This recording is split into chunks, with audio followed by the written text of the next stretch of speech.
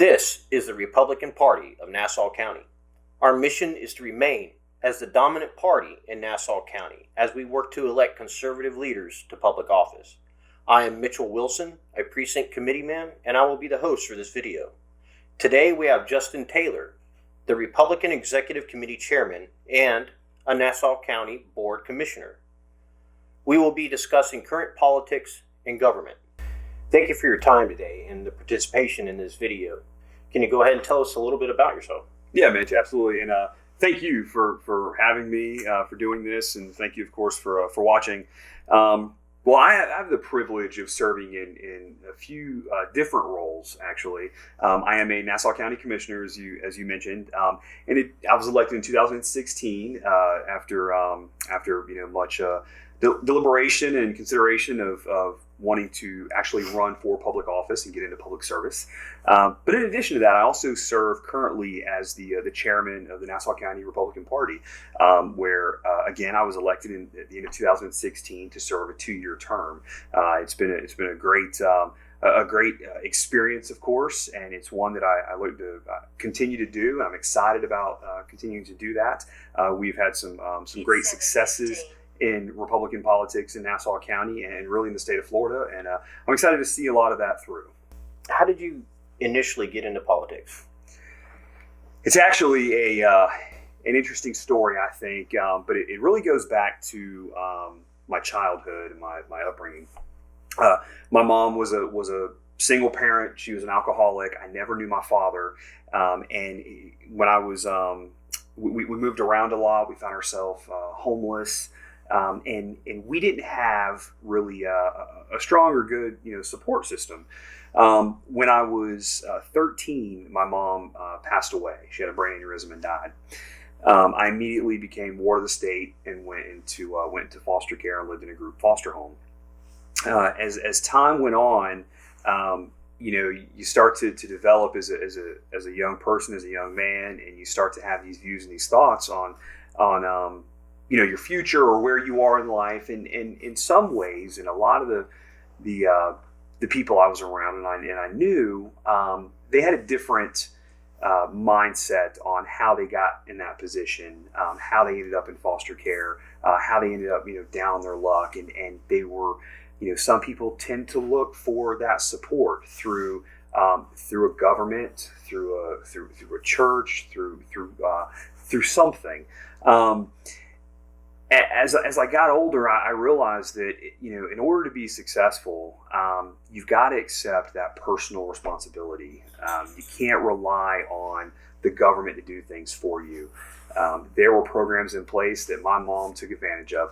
We were on welfare, but that didn't get us out of the problems that we were facing. What could have gotten us out of those problems would have been the personal responsibility. The alcoholism that she had, the way that she wasn't able to keep a job, the lack of that initiative and that drive to just want to do better and believe that you can do better. And so as I got older in my early and mid 20s, I knew that there had to be a better way. So it was really that personal responsibility. But I also wanted to take my past experiences and use that, or put that to good use.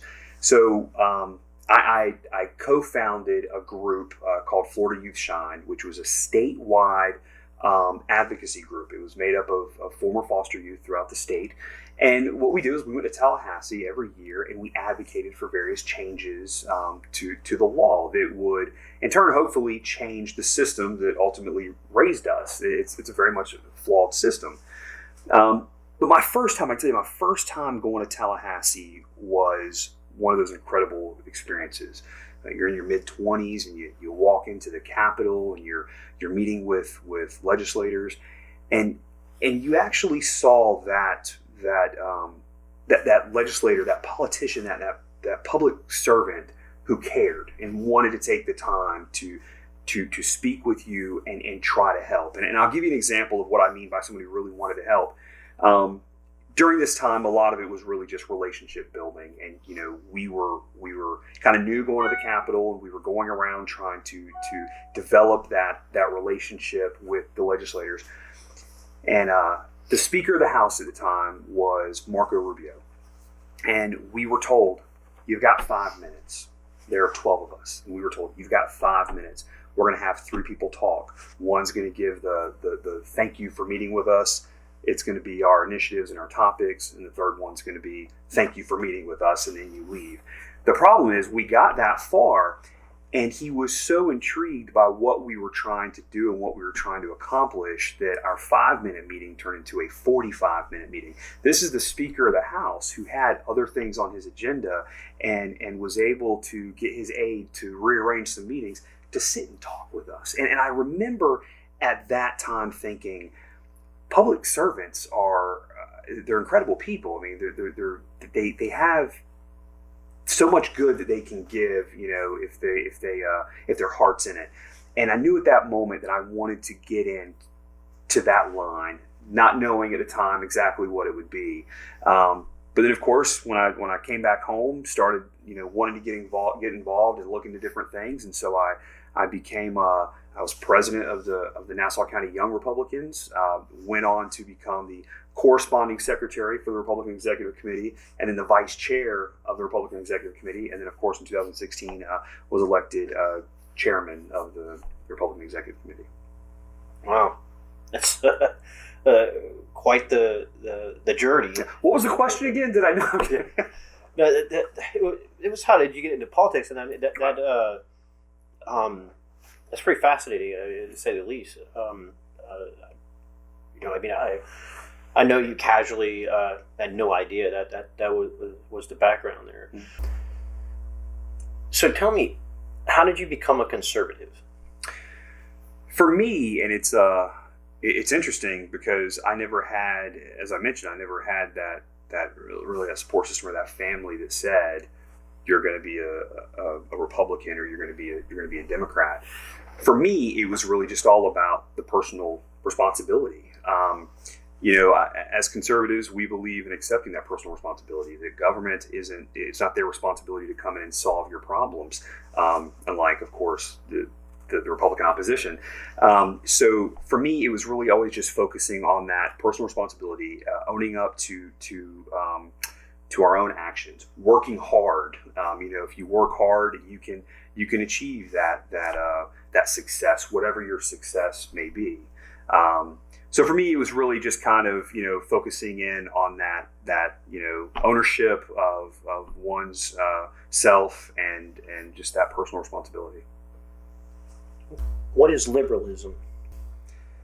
Well, generally, when you think of liberalism, it's bigger government. It's government's responsibility to solve all of our problems. And I can tell you, as a county commissioner, government is the last person you want trying to solve all of your problems. But ultimately, it's with liberals, it's equality of the outcome. They want everything the same. They want the same pay. I mean, for all around. For conservatives, though, it's really equality of the of the opportunity. We want to ensure that the barriers are not going to be there, and that you're going to have equal opportunity to make the same amount of money and equal opportunity to succeed in life. Do you think that everybody has the same potential? I do. I absolutely believe that. And again, you're talking to someone who, statistics show if you look at kids who are in foster care and kids who were homeless, they're kind of that poster child for failure. But because I utilize that potential, and because there are some dear friends of mine who have gone on to have successes in their life, who I grew up with in foster care, it's because they overcame those obstacles, they overcame those barriers, and they had that potential, and they utilized that potential to their fullest extent. So absolutely, I believe everyone has the same potential to succeed. Why is it that young adults tend to lead liberal? I think a lot of that, it seems like now it's really a shift within those major issues that they tend to lean toward. Of course, same-sex marriage, has been a big topic that the younger generation leans towards. Some legalizing marijuana, and even right now, gun control is something that some are leaning toward. And I was reading some statistics the other day. Where it showed that I think almost 75% of the young adults now versus the less than 50% from generations ago are really focused on the same-sex marriage, legalization of marijuana, and some of those key liberal issues. So I think that a lot of them, they see that, they're drawn to that, and that's what in their young life right now, that's what leads them into that thought, ideology. Let me preface this with I'm going to use the term ignorance, Mm-hmm. and but when I use the term ignorance, I don't mean it in a negative context. Mm-hmm. I think that we're all born completely ignorant, and our whole life is becoming less and less ignorant on all sorts of things. Mm-hmm. So when I say this, it's not a negative dig, but do you think that liberal mentality in the younger generations is based on their ignorance of various things in life? Yes. Yes. It seems like, and it seems like, people tend to grow more conservative with age. As you grow older, your personality starts to develop more. You start to become more aware of your surroundings, of what's going on, and you realize that there is no free tuition. Somebody's got to pay for that. You learn the value of $1. You learn what it's like to work hard, and to what you earn. That's what you like to keep. You don't want to give it all away to Uncle Sam. But these are things that I do. So I agree with you 100% that we're all born ignorant, and as you grow up and and when you're in that young stage of life, you're still kind of developing yourself, and you absolutely, as you get older, I think that's why you see more of the older generation as conservatives. Something that I recall back when I was in when I was younger and when I was in middle school, high school, is that I when I was learning about life, that was problematic, and that adults would do the condescending. You don't know anything. You got a lot to learn, and going back to when I was talking about ignorance. And if an adult would say, you're ignorant, I would take offense to that, and rightly so. And it's not that now that I'm an adult and I've had all these life experiences that, and even some of the things that the adults were telling me that I didn't believe in back then, that I clicked and I go, okay, they were right. But there is validity into that thought process. So it's hard to. It's hard to put yourself as later in life, put yourself back into those shoes, and realize that just because people who are at the age where they're learning about things, to discourage them into learning, because we offend them based on their level of knowledge at theirs. So do you think that that's important, that we as conservatives that we're more open to this liberal-minded thinking that's almost innate? Do you think that there's ways that we can better engage with the younger crowd? Well, and absolutely, Mitch. First, freedom of speech and expression. I mean, that's incredible, and that's this country is great because of our various freedoms that we all share. And so, anybody, no matter your position, political, religious, or otherwise, should be able to share those views without any repercussions or persecution. And so, I think that as we're talking about, and as the focus right now is being on the younger generation, they absolutely have a right to speak out, to speak up. But I think that dialogue could be had without offending anybody. I think that you can have that constructive dialogue that really helps everyone express those views. You and I can disagree on something, anything, and I feel like we could, as two adults, young or old, doesn't matter. We can share those views. We can debate those views, and at the end of the day, we can, go have a drink or still be friends. But I think that sometimes people get away from that, and you use the word offended. I mean, there's so many things that people are getting offended about these days, and I just read, today that we're in the right now we're in the holidays, and I read that there are people who are offended by Rudolph the Red-Nosed Reindeer, a timeless classic. There are people who are offended by certain Disney songs now, and it just, these are things that they really, we shouldn't let things get to that level where people are up in arms and enraged. Instead, let's have those discussions, but do it in such a way where it's meaningful.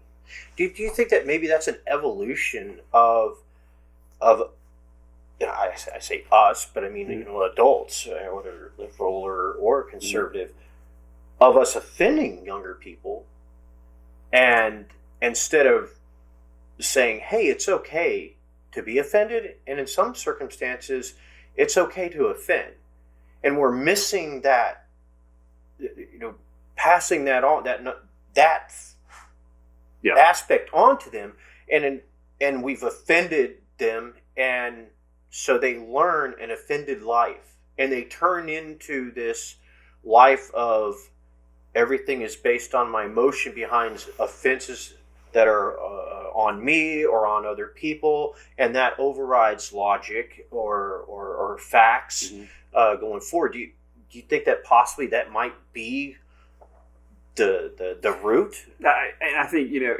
possibly, and I think that when you mention emotion, when you let emotion get in the way of politics, it's going to be a problem. It could be a problem when having that discussion. And I was once told that there are three things that you cannot truly argue. You can't argue about kids. You can't argue about religion, and you can't argue about politics. People will get upset, but you can't have those meaningful discussions and do it in such a way where you're not offending people. I mean, I keep going back to that, but we're in a day and age right now where people are offended about any and everything, and they find things to be offended about because they base it, they throw logic out the window, and they base it strictly on emotion. And it's not, it's changing the mentality, it's changing the concept, and it's changing the way, people are starting to look ahead in the future. And I just, it blows my mind that people just can't have that good dialogue anymore without getting their feelings hurt.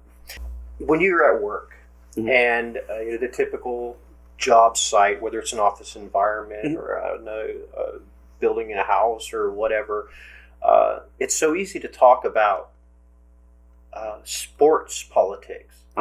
Yep. You can rag on the other person's team, and it's natural and it's fun, and there's emotion there to a certain point, but it's free flowing. You don't really see people getting offended. I mean, there's extremes, obviously, where what I would say fanatics kind of go overboard and everything. But how can we get that mentality into politics, or is it even possible? And I don't know. I don't know if it's possible.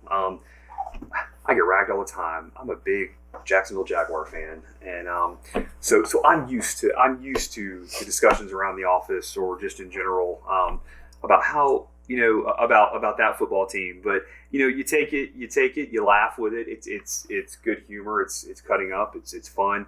But I do think that there's that it's almost that perception of reality and fantasy. Football is entertainment. It's sports, so it's easier for me to criticize you, pick on you for a team that you may support, versus what type of political stance our president or our Congress is taking on certain issues, because it gets down to real life, and I think that's where it does draw in that emotion, because you are talking about the here, the now, and hot button issues that are real life problems. Yeah, that's true. The if somebody's team does bad or poorly, or that is purely entertainment. So it might be oranges and apples to compare sports and that sort of thing to politics. But if do you think that since it's gotten to such an offensive nature, that it's gotten to the point where true debate is impossible to have anymore?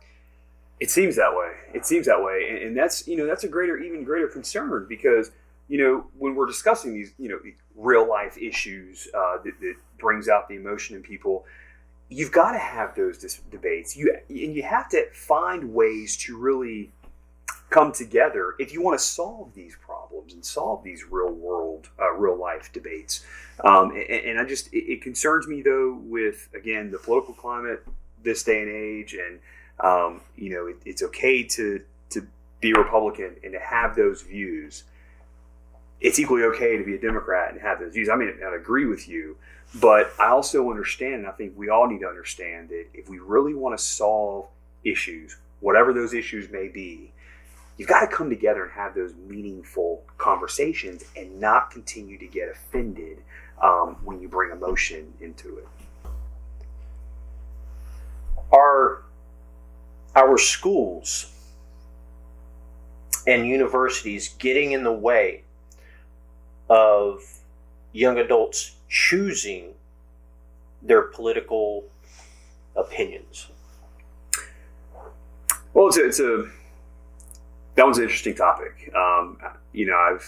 I've seen studies that have shown that majority of the professors, they do lean left, and I think based on that, some people are going to have the strong concerns that these professors are indoctrinating their students with their own political views.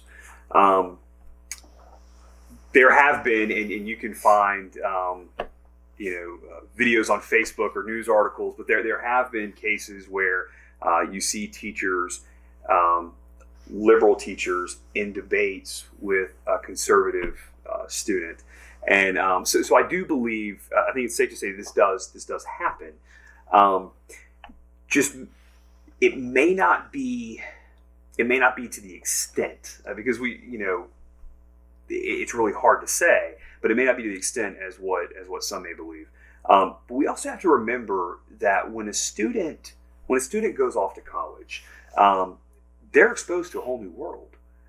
They, outside of their own personal circle, their positions and opinions, they're likely to change. If somebody leaves a conservative family, a conservative county, where that's all they've known, and they go to a liberal area, or maybe they're friends, because they're not picking, let's face it, you don't generally pick your friends based on their political positions, when you're younger, but their friends may have liberal views.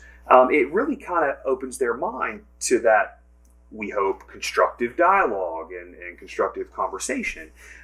So I think really it could be a mix of possibly the professors, who may share their own political views, but then I also think that some is going to be just that whole new world that the students are exposed to when they go off to college. I will say, in the county that we live in here, we have a great school system. You don't generally hear about those teachers who do that, and I like to believe that maybe in and of course, elementary, middle, and high school, you don't have that. But it is something that's that I think it's important, and I strictly believe that when the students go off to college, their political opinions should not be coerced one way or the other by a professor, by a teacher, and someone who's ultimately influencing them with their education. Would you say that there's a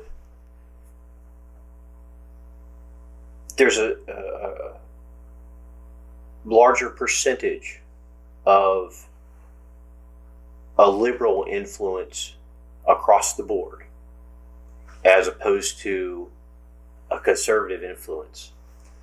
I think based on statistically, yes, and based on the studies, the statistics that show that professors are generally more liberal. I mean, there are more liberal professors out there. I think just based on that alone, yeah, absolutely. I mean, that's why you're going to see more of that liberal influence across the board.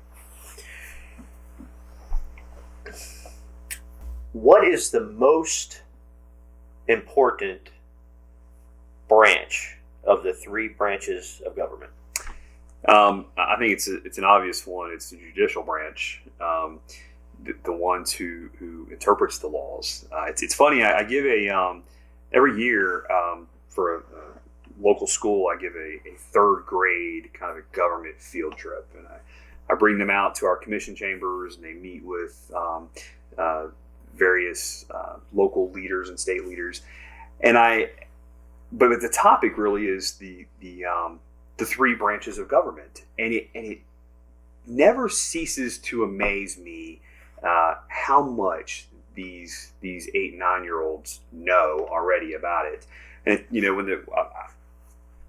when I'm asking them, who can tell me the three branches of government, and they're third graders, so of course their hands aren't going up. They're yelling them out. But it's when I look at their parents and they tell me after, I had no idea. I forgot what that was. I forgot about the three branches of government. But it's always a fun time. Kind of every year revisiting that lesson in civics, and you talk about what they do and how the legislative branch makes the laws, the executive branch, they enforce the laws, and it's just really a really exciting discussion that I think that everyone should of course have a refresher every year. But to answer your question, the most important branch is got to be the judicial branch. I tend to agree. The buck stops there. Mm-hmm. There's really nowhere else to take it, especially the real true buck is the Supreme Court. Exactly.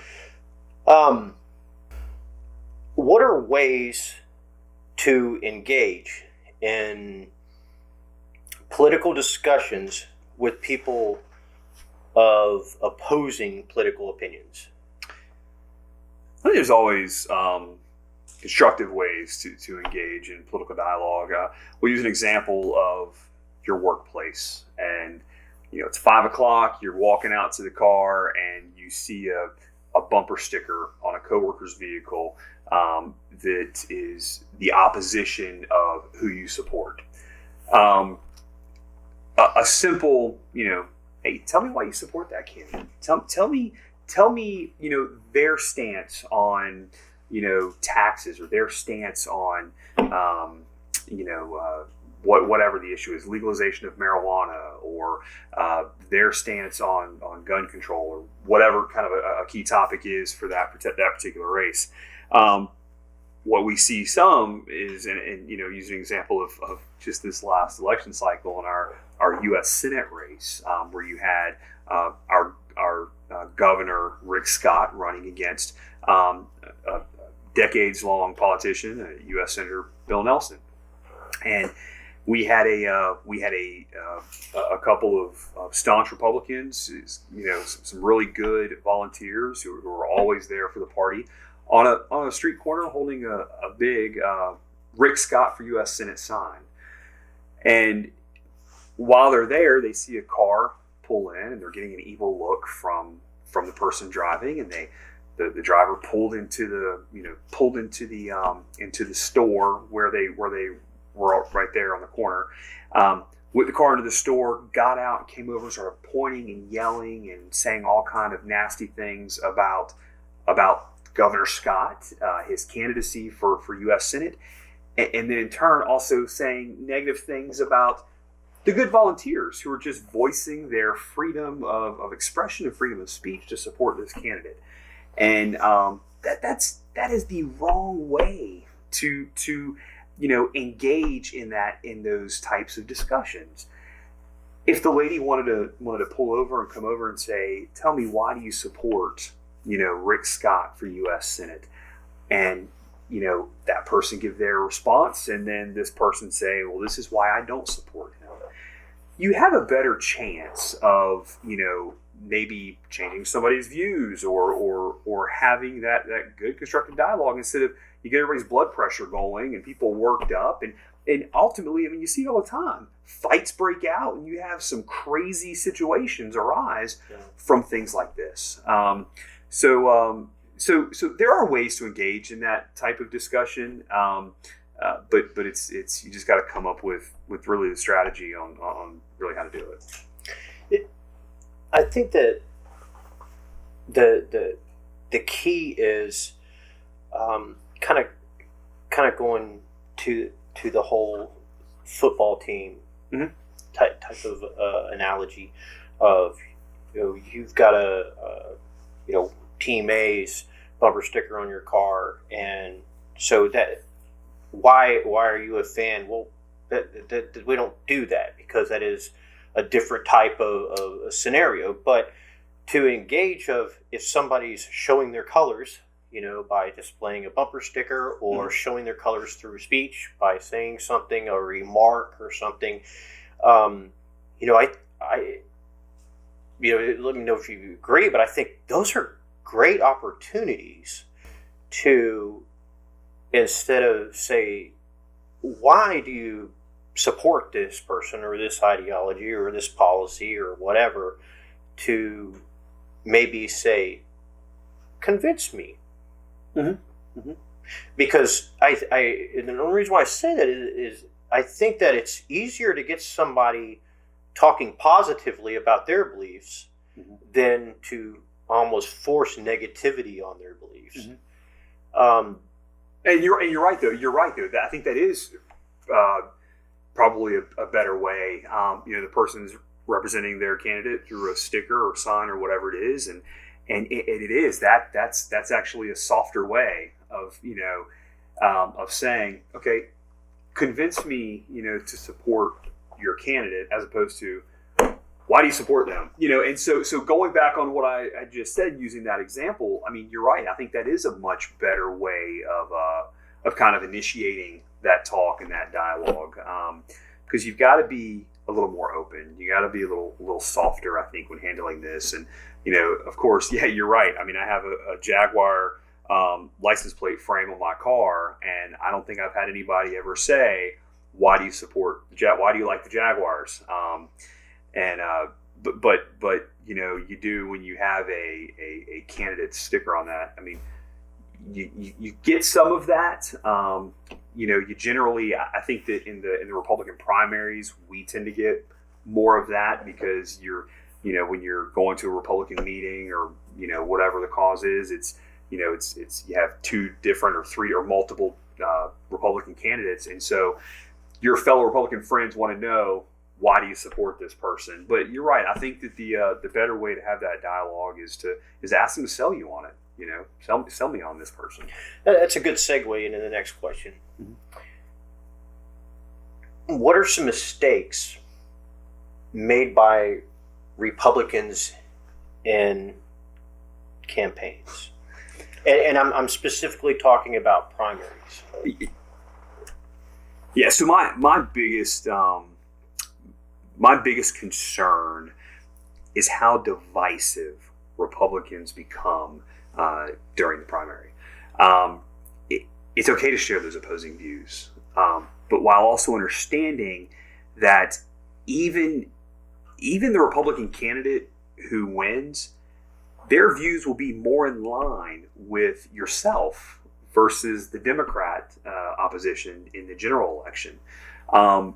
So it's really, I think it's critical to have that meaningful discussion as opposed to that mudslinging that we see in a lot of these Republican primaries. But you can have those meaningful discussions and debates without tearing each other down.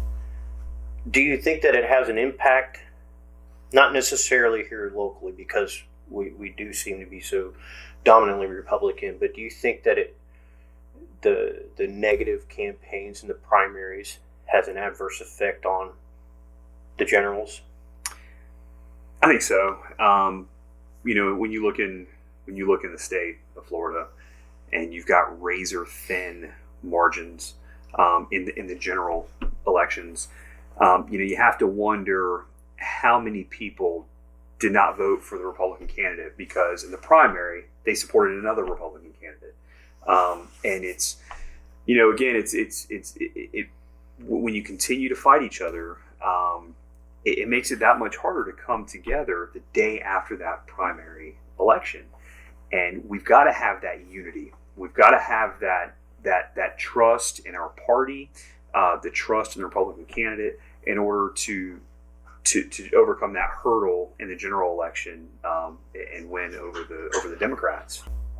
I think that when Republicans are running in the primary, I mean, they are, each individual, each candidate, Republican candidate, mm-hmm. they think they are the best woman or man for the job, mm-hmm. And they're trying to put out there, this is why you should vote for me versus the other Republican candidate. So yes, I mean, they have to be competitive, right? So we can't just say, hey, don't say anything. Otherwise, what else do they have to campaign on? Well, their answer is they have to have a campaign on is what do they bring to the table, and you can say that the other person doesn't bring to the table, but it doesn't stop there. It turns into, look what this other person did. Look what, and it slowly turns into, oddly enough, that's all their campaign is. Yeah. This is across the nation, mm-hmm. And even here locally, we experience some of that. Do you think it's possible to kind of go back on Reagan's conservative bylaws, if you will, of never say anything bad about another Republican? Yeah. Do you think that we can get there? We could if we can get to, again, that constructive dialogue without bringing in the emotion, because you're right. Once you say, I'm the better candidate, I've done X, Y, Z, my opponent, as soon as you say that, my opponent has not done this, it's immediately a shot at them, and then that's where it starts to go downhill pretty quick, because it evolves into this other massive issue of things that this candidate's done wrong, and then you get the smear campaign, and it's not just, and it's, let's face it, it's not just the candidates. It's the candidates can be as innocent and supportive of each other as Republicans. It could be members of their team or just supporters of theirs that do this. And again, I mean, we've got to get to a point of and I don't know if it's maybe it's a contract or an agreement of sorts among all the Republican candidates in the primary that they agree with their local Republican Party that they will not engage in negative campaigns, negative smear attacks, and things along those lines. So again, we can make it that much easier to come together, get behind that Republican candidate, in the general election, because ultimately that's the goal there. The goal is, as Republicans, the goal is to elect other Republicans, who share our views, on pertinent issues. So we've really got to come up with a way to kind of overcome the obstacle of fighting with each other, and so we can be a stronger unit when come November. What does the best direction of the Republican Party of Nassau County look like? So we're fortunate here where in Nassau, where we, hands down, we're that dominant party. We have been for quite some time now. So we're comfortable knowing that for the immediate future, we're going to have Republican leaders. We're going to have strong turnout. When it comes to the state, we're gonna as a county, we're really going to show up and be that deep red county. But really the concern is we got to think about the future now. So whereas our focus may not be on trying to overcome the Democrats in our county, the focus really needs to be on building, kind of building upon the base that we have now. So what we're really going to start focusing on is reaching out to that younger generation, reaching out to the younger Republicans. So we know that they're going to be in place, when, as we continue to age and mature, we have this younger group that's going to come right behind us to lead the way and then pave the way for their younger generation that's going to come after them. So it's just some continuity of new people coming in, to really kind of evolve this Republican Party and maintain our stronghold here in the county. So ultimately, when you do have those razor thin margins in the state, you can always count on Nassau County to be on the Republican side to really help, bring out those margins a little greater. Do you think that Nassau County has the threat of being overcome? There's always a threat by the opposition party. There's always a threat, and it's after a while, you kind of get tired of playing second fiddle or being not being the best, and so you start to work hard and you start to strategize, and I feel like that if we're not vigilant, the Democrats will do that, and they are doing that, and that's why it's important that, yes, like I said, the immediate future we're okay, but that's not to say that 8, 10, 12 years from now that the Democrats won't have that stronghold and take over the Republican Party. Well, Justin, thank you again for you participating in this. I thought it was very informative. It was some really good discussion. Absolutely, I agree. The Republican Party Nassau County has a website, and it's nassauGOP.com. All the information about meetings, our bylaws, our ways to contribute, to donate, to volunteer, how to become active, even friends of the party are all on the website. There's a wealth of information there. Feel free to go there, and also please subscribe to the channel and comment with suggestions for future topics for videos.